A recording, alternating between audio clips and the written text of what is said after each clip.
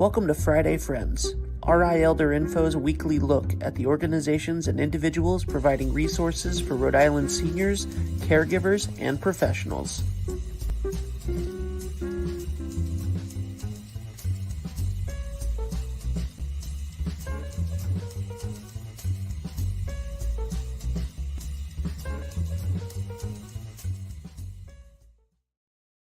Good morning, everybody. Happy Friday.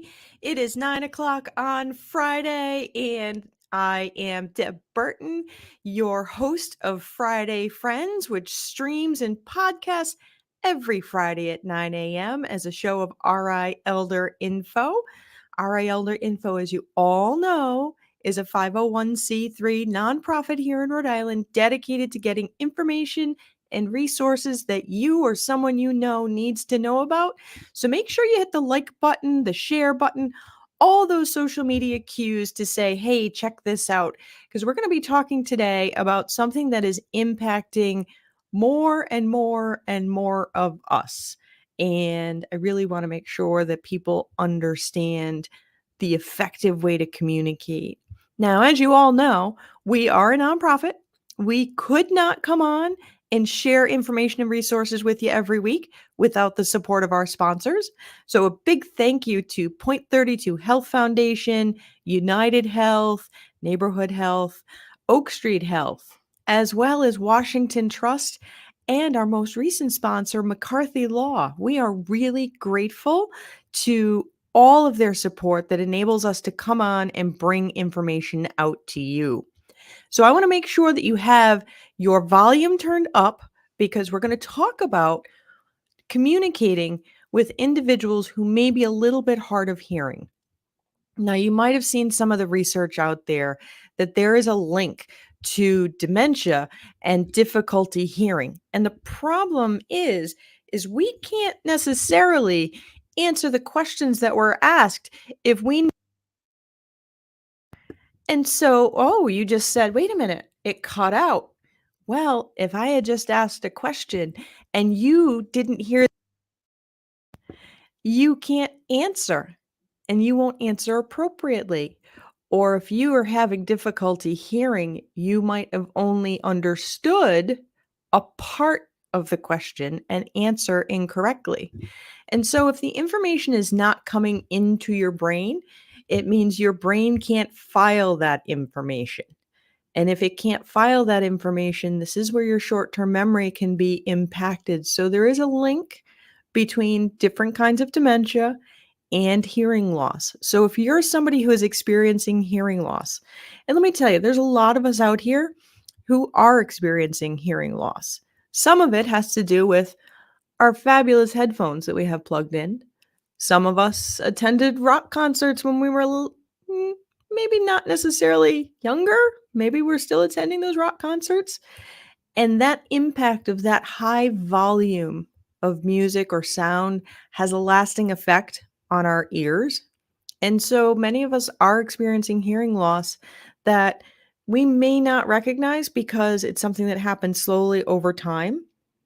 So here's the interesting thing. I want to point out a couple things that are really important when you are speaking with someone who may have a hearing loss. Could be an older adult, but not necessarily an older adult. So it's really important that you speak clearly and enunciate, but don't over enunciate because we read lips. It makes it seem very strange and very hard. Now, if I do this and you can't see me speaking, all of a sudden it just got much more difficult for you to hear what I'm saying because we really do read lips as we go along. So knowing that we are reading lips as part of what we're communicating as we speak, imagine how hard it could be if you are someone who is sitting in the doctor's office or in front of their clinician, their social worker, caseworker, banker, and the person that you're speaking to or speaking with and trying to share information is experiencing you doing this. Oh, yeah, I have to do this. And all of a sudden, it becomes much more difficult to follow what the person is saying. How many of you just hit rewind to figure out what on earth Deb is doing, right? So that's really important. The other thing, too, is if you're in an environment where an individual may have an assistive hearing device, so a hearing aid, the hearing aids there are several different kinds. So some of the hearing aids will amplify all of the sound and direct that right in. And for some individuals with the devices they have, it can make it sound. Let's see if I can do this with my microphone. There we go. Can you hear it? Can you hear it? Now imagine that you have a hearing aid and there's things going on in the back. There are people typing. There are people talking. There are silverware clacking. And now all of a sudden it makes it so much harder to hear and understand. And for you, those of you, when you are out in the community, it's really important that you understand what other information could be being inputted for that person that you're speaking to. Again, another reason to make sure that you're making eye contact. Now, one of the things that has come up during COVID that I've noticed is we're so accustomed to talking to people on Zoom or online. And when we're online, where do we look? We look at ourselves on the camera. And did you see? I'm guilty of it myself. Did you see that my eyes shifted? And I'm looking down at myself. So sometimes if you're in person, that can make it really challenging for folks to understand that you're really speaking directly to them.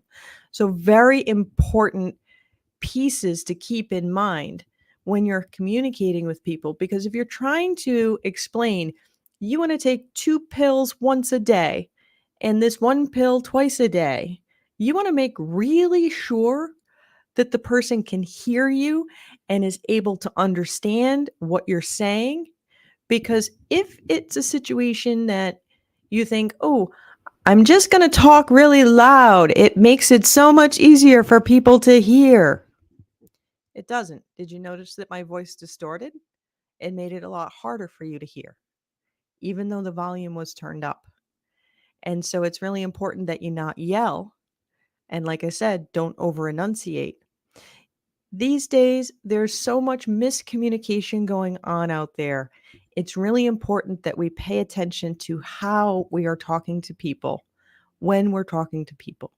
If there's a concern that perhaps there's a language barrier or a significant hearing loss and the individual perhaps does not have their assistive hearing device, there are apps on your phone, both Apple and Android, that allow you to text conversations back and forth to make it easier to communicate and understand each other. There are other free assistive devices out there through the Office of Rehab Services and the ATEL program that allow the print to come up on the screen. If you are giving a presentation with PowerPoint, because I know some of my viewers are the professionals who are out there, PowerPoint now allows you to do an auto transcribe on the screen, much in the way closed captioning happens on this stream itself. And PowerPoint has the ability to do that as well. And PowerPoint can also change the language, which I thought was really pretty neat. So it's really important that when we're communicating, you want to make sure, can you hear me physically, visually, as well as understand that I'm speaking to you and not everything else in the world. So every Friday, I come on along with guests sometimes, and sometimes it's me, to bring you information that you or someone you care about needs to know about. And this one has come up, the hearing issue has come up quite frequently in the last week or so for individuals that I've been speaking with. And I thought, this is a really good topic to bring on Friday Friends. You'll also notice on this Friday Friends, just for my demonstration purposes, you can see my microphone and see how that alters the sound. Yeah. So I'm thinking of you guys always. I look forward to seeing you all again next week. In the meantime, Be well and be kind. Bye-bye.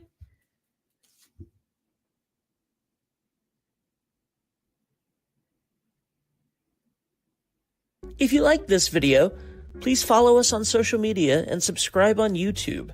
For more information, visit rielderinfo.com or call 401-585-05